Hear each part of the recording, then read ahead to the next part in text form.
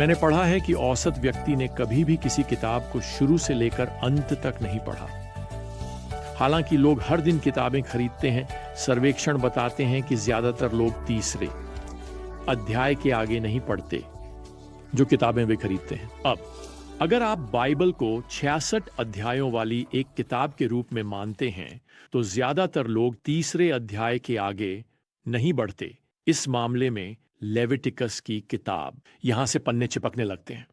आप जानते हैं, लोग पूरी बाइबल पढ़ना चाहते हैं, इसलिए वे उत्पत्ति से शुरू करते हैं और वे निर्गमन की किताब तक पहुंचते हैं और फिर वे यहां लेविटिकस पर एक दीवार से टकराते हैं। अब मैं मानता हूं लेविटिकस पढ़ने में थोड़ा धीमा लगता है। इसमें बहुत सारे कानून, बलिदान और अनुष्ठान हैं। सोचना आसान है कि यह सिर्फ लोगों के लिए है। आप जानते हैं, बहुत समय पहले। लेकिन भगवान ने कहा कि उनका पूरा शब्द लाभदायक है, 2 तीमुथियुस 3:16। तो लेविटिकस आज के लिए लाभदायक है। वास्तव में अगर आपने कभी सोचा है कि भगवान के पास कैसे पहुंचें, भगवान की पूजा कैसे करें, तो आपको कुछ उत्तर मिलेंगे लेविटिकस की किताब। वैसे बाइबल की किसी अन्य किताब में लेविटिकस की किताब की तरह भगवान के अधिक सीधे उद्धरण नहीं है। लेविटिकस का शीर्षक लेवियों से संबंधित है। लेवियों ने इज़राइल में पुरोहित प्रणाली का प्रतिनिधित्व किया और लेविटिकस की किताब मूल रूप से उनका कार्य मैनुअल है। अब हिब्रू बाइबल में लेविटिकस 1 अध्याय 1 और श्लोक 1 शाब्दिक रूप से हिब्रू शब्द और से शुरू होता है। और फिर भगवान ने मूसा को बुलाया और वो उससे बात की। तो आपको यह समझना होगा कि लेविटिकस निर्गमन की किताब का अनुक्रम है। निर्गमन की किताब उस समाप्त हुए तंबू पर भगवान की महिमा के अवतरण के साथ समाप्त होती है।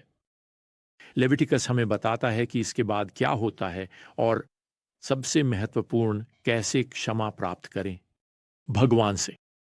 आपको क्या लगता है, आप भगवान के साथ कैसे मिलकर रहेंगे? आपको क्या लगता है, आप एक पवित्र भगवान के साथ हमेशा कैसे जीवित रहेंगे जब आप एक दिन भी उनके खिलाफ पाप किए बिना नहीं गुजार सकते?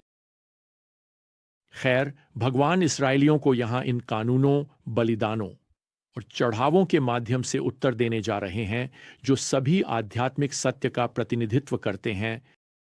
वास्तव में इब्रानियों अध्याय 10 श्लोक 1 कहता है कि पुरानी वसीयत का बलिदान प्रणाली आने वाली चीजों का एक छाया थी।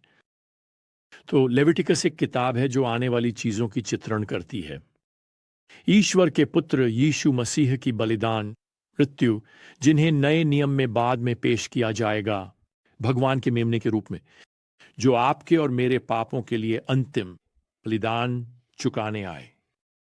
अब लेविटिकस के पहले 7 अध्यायों में हमें 5 चढ़ावे दिए गए हैं और पहला चढ़ावा होम बलिदान। विवरण यहां अध्याय 1 में श्लोक 2 से शुरू होते हैं। जब आप में से कोई भी भगवान के लिए एक चढ़ावा लाए, तो आपको अपने चढ़ावे के लिए मवेशियों को झुंड या बकरियों से लाना होगा।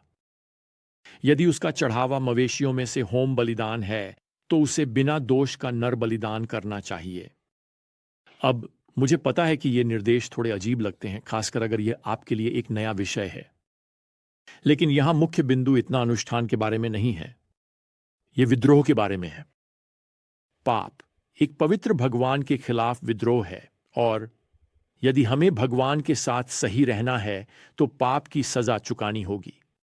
पाप प्रायश्चित किया जाना चाहिए। तो यहां होम बलिदान पेश करके यह व्यक्ति भगवान के साथ सहमति जता रहा है कि खैर उन्होंने पाप किया है। वे एक निर्दोष व्यक्ति को लाने में फैल कर रहे हैं, बिना दोष का जानवर उनके स्थान पर करने के लिए, जैसे कि भगवान ने निर्देशित किया। श्लोक 9 के अनुसार यहां यह जानवर भगवान के लिए एक खाद्य चढ़ावा बन जाता है जिसका सुगंधित खुशबू होती है। अब स्पष्ट रूप से भगवान को खाने के लिए किसी चीज की जरूरत नहीं है। उसे ग्रिल पर अच्छे स्टेक की खुशबू की जरूरत नहीं है। जो भगवान चाहते हैं वह पाप की ईमानदार स्वीकृति है। आप देखिए, सच्चा स्वीकार तब होता है जब हम पाप के बारे में भगवान के साथ सहमत होते हैं। यदि हम अपने पापों को स्वीकार करते हैं, 1 यूहन्ना 1:9, उस शब्द स्वीकार का मतलब है सहमत होना। जब हम भगवान के साथ सहमत होते हैं कि जो हमने किया वह पाप था, तो वह हमें माफ कर देते हैं। आप जानते हैं, मैंने बहुत से लोगों से बात की है जो नहीं सोचते कि वे पापी हैं। खैर, कोई और पापी है, आप जानते हैं, मैं नहीं। मैं इतना बुरा नहीं हूं। वे कभी भी भगवान के साथ सहमत नहीं होंगे कि उन्होंने पाप किया है। प्रिय, इसलिए वे अनुत्तारित रहते हैं। वे अपने पाप भगवान के सामने स्वीकार नहीं करेंगे। अब आप यहां देखेंगे कि बलिदान एक बिना दोष के जानवर होना चाहिए। इसका मतलब है बिना किसी दोष के। और यह निर्दोष, बिना दोष वाले प्रभु यीशु की ओर इशारा कर रहा है, जो हमारे लिए मरे। अब यहां लेविटिकस अध्याय 2 में हमारे पास एक दूसरा बलिदान है जिसे अनाज का बलिदान कहा जाता है। पद 1 कहता है, जब कोई व्यक्ति भगवान के लिए अनाज का बलिदान लाए तो उसका बलिदान बारीक आटे का होना चाहिए। वह डाल देगा। इस पर तेल डालें और उस पर लोबान रखें और इसे हारून के बेटों पुरोहितों के पास लाएं, और पुरोहित इसे वेदी पर स्मारक भाग के रूप में जलाएंगे। लेकिन अनाज के बलिदान का बाकी हिस्सा हारून और उसके बेटों के लिए होगा। अब यह भोजन का बलिदान आभार का एक कार्य था। इसने कुछ चीजें पूरी की। पहले ये पुरोहितों के लिए भोजन बन गया। मेरा मतलब है ये मूल रूप से उनका वेतन है। यही है कि वे कैसे जीते हैं। दूसरे, ये किसी को भगवान का धन्यवाद करने का एक तरीका देता है कि उन्होंने पहले के पाप के लिए किए गए जलते बलिदान को स्वीकार किया। तो यहां पद 2 में हमें बताया गया है कि बलिदान बारीक आटे से बनाया जाना चाहिए। उनका आभार उत्कृष्ट होना चाहिए। यह पिसा हुआ आटा है। इसे कई बार छाना गया है, जिससे यह उपलब्ध सबसे बारीक आटा बन जाता है। और फिर आप देखेंगे कि इसे लोबान साथ छिड़का जाना है। यह एक महंगा सुगंधित तेल है। यह मीठी सुगंध वाला बलिदान तब भगवान को धन्यवाद था जिसने उनके पाप के लिए किए गए बलिदान को स्वीकार किया।